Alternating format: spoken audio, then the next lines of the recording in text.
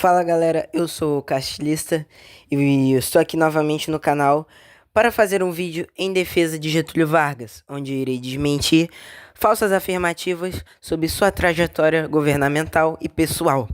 Então seja bem-vindo ao canal Soberania e bora lá! Em junho de 1932, o Estado de São Paulo declarava guerra à União com uma narrativa de estarem a favor da democracia e de queriam derrubar o terrível ditador Getúlio Vargas.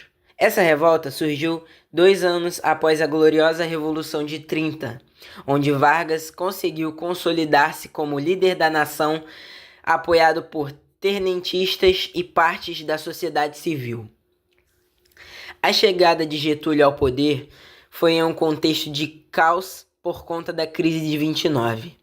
A história romantizada pelos paulistas dizia que essa dita revolução era pela liberdade e a fim de destruir a ditadura de Vargas, pois a realidade é a contrária. Logo que surgiram as primeiras ações de Vargas para a organização para uma Assembleia Constituinte.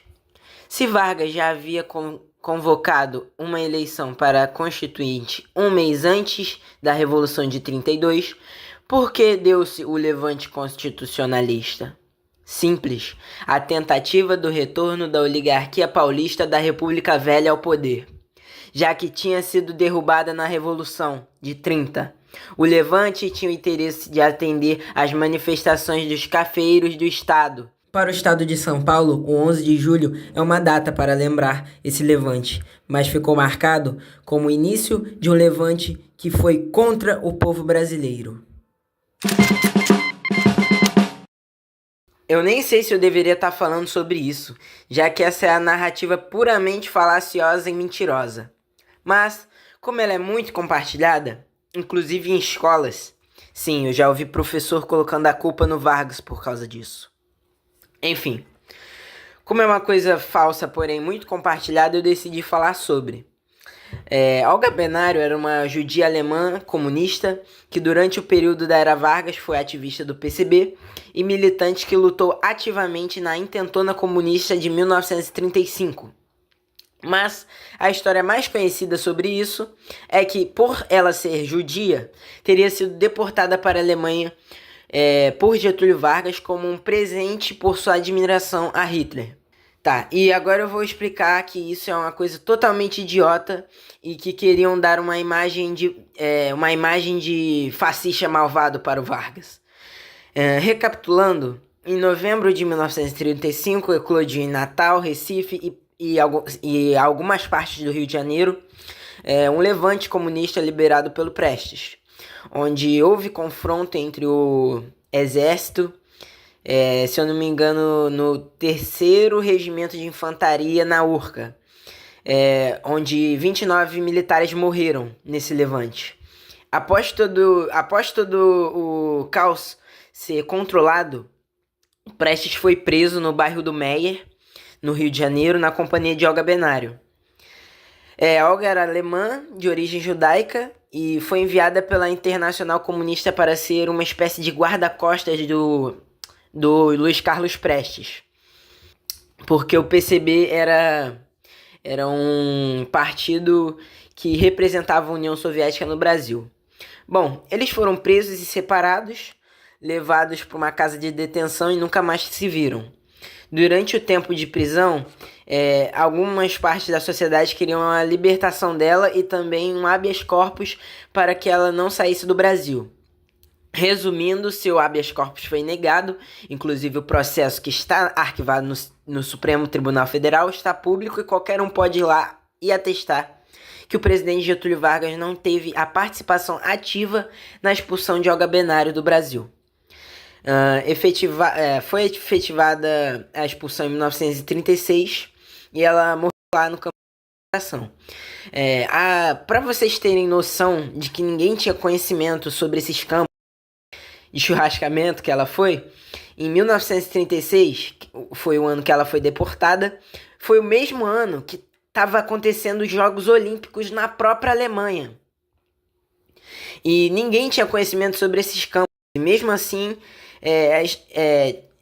a deportação dela estava sendo cumprida no artigo da Constituição de 1934, que atestava que imigrantes nocivos ao interesse da ordem pública deveriam ser expulsos do Brasil. Então, não, Getúlio Vargas não teve culpa na deportação de Olga Benário. Getúlio Vargas, em sua juventude, tinha opiniões duvidosas sobre o catolicismo e o cristianismo em geral. E já durante a época do Estado Novo, ele foi se aproximando mais da fé cristã, estendendo a importância do cristianismo ao passar dos anos. Em 1934, Getúlio casou-se na Igreja Católica, sem a presença de imprensa e de populares. Getúlio explicou em seus escritos pessoais a mudança de pensamento. Segundo a sua filha, Alzira, Getúlio se aproximou ainda mais de Deus após a morte do seu filho Getulinho. Com essa proximidade com Deus, a Era Vargas foi o período da República Brasileira que a Igreja Católica teve mais influência e presença no Estado e na política. Vargas consagrou Nossa Senhora Aparecida como padroeira do Brasil, proibiu a usura em abril de 1933, reintroduziu o ensino religioso nas escolas em 1931, baniu a maçonaria, instituiu incentivos ao casamento e à natalidade em 1941, reintroduziu o serviço de assistência religiosa nas Forças Armadas em 1944, determinou ao DOPS que reprimisse a propaganda anticatólica, solicitou a ajuda do clero para criar a CLT. Sim, a CLT é baseada na doutrina social da Igreja e não na Carta de Lavoro, como muitos dizem. Além de tudo isso, em um discurso em 1º de maio de 1943, ele diz: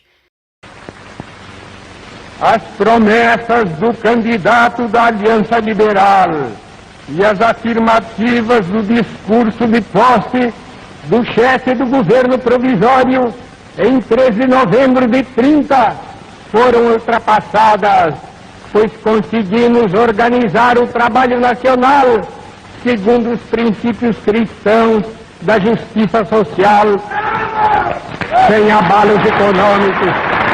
Bom, através desse trecho, claramente vemos que ele havia sim mudado seu pensamento e reconhecia a importância do cristianismo na sociedade brasileira. O Plano Cohen era um documento falso que atestava um plano comunista e que é usado como argumento de ser um plano forjado por Vargas para justificar a implementação do Estado Novo.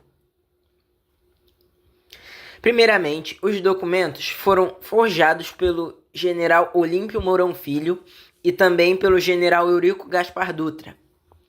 O governo de Vargas e a Revolução de 30 haviam sido apoiados principalmente por tenentes.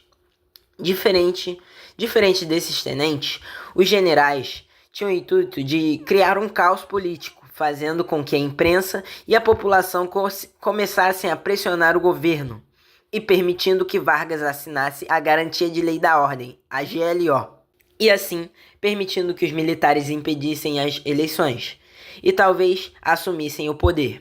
Vargas, pressionado por diversos setores da sociedade, declarou estado de sítio e, através das diversas reuniões com o alto escalão do Exército, foi decretado o Estado Novo, com Getúlio Vargas continuando no cargo de presidente. Os mesmos militares que realizaram o Plano Cohen futuramente depuseram Vargas, pois ele continuaria a ir contra os ideais do alto escalão do Exército. As atitudes do alto escalão do Exército se fez presente tanto no Plano Cohen, na deposição de Vargas em 45 e depois no golpe de 1964. Bom, pessoal, chegamos ao final do vídeo. Espero que todos esses mitos tenham sido esclarecidos. Existem muitos outros temas onde eu possa entrar em defesa de Vargas, tipo como Getúlio Vargas não se entregou aos Estados Unidos e tal. Então, se vocês quiserem a parte 2, comentem, pois talvez eu, faça futuramente um vídeo aqui pro canal novamente.